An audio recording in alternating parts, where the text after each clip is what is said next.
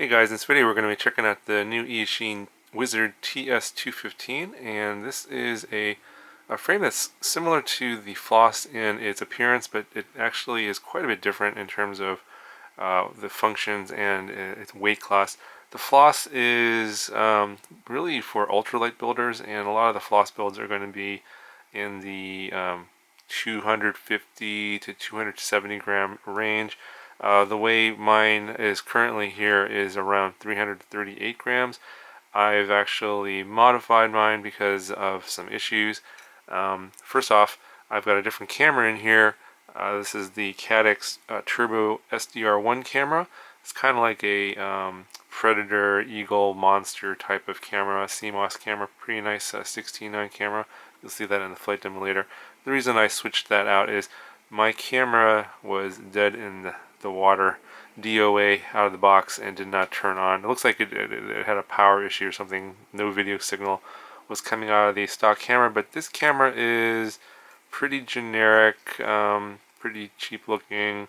I've seen other reviews and the image quality didn't look particularly that great. I'm not even sure if it's a CCD or CMOS camera.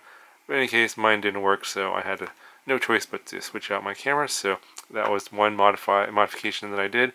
The other modification I did was I pulled the DVR module out. This is just another 30 by 30 board that was underneath the video transmitter. And basically you have a wire here and another wire here. The camera connection goes into here, and then this goes into the flight controller board, which feeds into the OSD. You basically have to change the connection type because it's a 4-pin connector here and a 3-pin connector over here. To get this out of the loop, you basically pull this apart, and then you move the wires over to the 3-pin connector that goes to the flight controller, and then the camera will plug in directly there.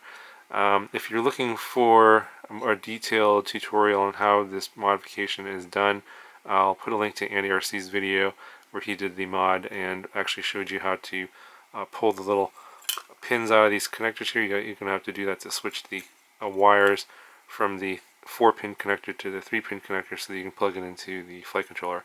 But it's a fairly simple mod if you've done stuff like this before. Took me about 10 minutes. Basically, you want to get rid of this DVR because while it can record your video from your FPV camera, it adds quite a bit of latency to the point where it's pretty much unflyable. And I've seen other reviews, and I didn't even bother trying to fly it with the latency because I know what that's like, and went ahead and did the modification before I even flew the model. Just pull the DVR. I just recommend pulling that out completely. The third mod that I did was moving the FPV antenna. So once I pulled the DVR mod out, or DVR board out, I think I switched the video transmitter orientation. I think maybe this connector was somewhere else. I'm not exactly sure. It might be in the same spot. But this connector here, this little pigtail, this little MMCX connector goes to SMA connector goes to the antenna, was routed in front of this USB port. So it was kind of blocking the USB port for one thing.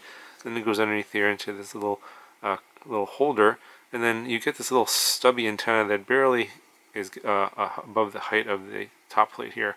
And I've seen other reviews where the reception is pretty poor where that is, so I decided to go ahead and move it, and so you just disconnect it from here, and I moved it to the back. And obviously there's nothing here to actually mount it to the back. I mean, you might be able to move this little holder back here somehow, but instead I just used some zip ties, got a little creative, put a little bit of foam here between the SMA connector and the standoff in the back of these two metal pieces here, so didn't want them rubbing against each other, and put a little piece of foam there, and then use 2 zip ties to hold the antenna on. Obviously the antenna was already screwed on. Then I switched the antenna to this Foxeer Pagoda Pro antenna. Pretty good video reception. You'll see that in the flight demo. So actually, for pretty much any of you guys that are going to be getting this model, I highly recommend moving the antenna connection from here to the back, and this route the little pigtail here, and then use a zip tie to zip tie the antenna to the back standoff. And then with the zip ties and this little notch in the top plate, the antenna is quite secure. Yes, that's actually a better location for your antenna anyway. Now, as for the rest of the components on this model, very nice components here. You got these 24, let's see here, we got some nice 2306 2450 kV motors. These are pretty nice motors, very smooth. It's kind of hard to see with the prop in the way, but the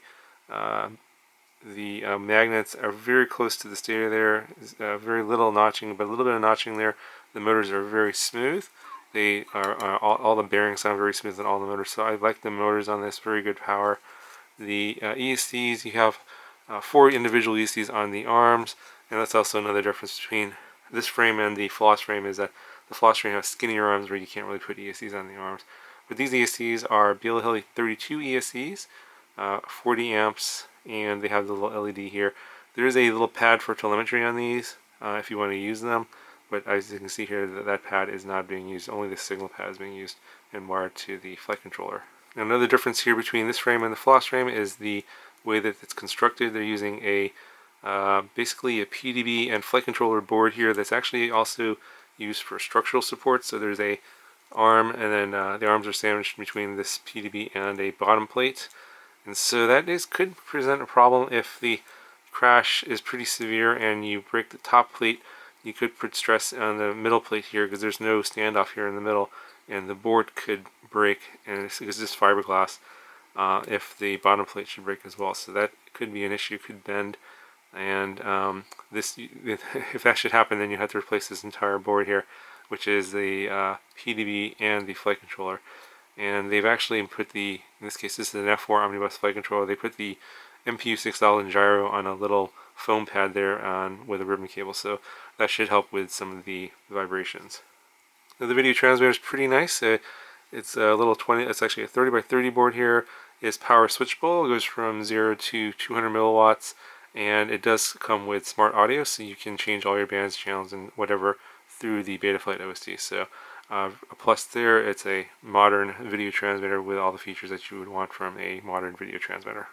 So I think overall this is a pretty decent model. It's got some good components on there.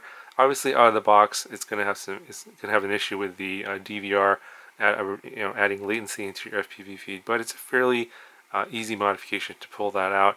I would recommend changing the camera anyway. So this is actually a pretty good camera, the Caddx SDR1. You'll see that in the video. I'll put a link in the description for that one as well. That's pretty good to switch to if you want. And if you do switch to a different camera, you'll probably have to change the mounting. That's another thing I switched to.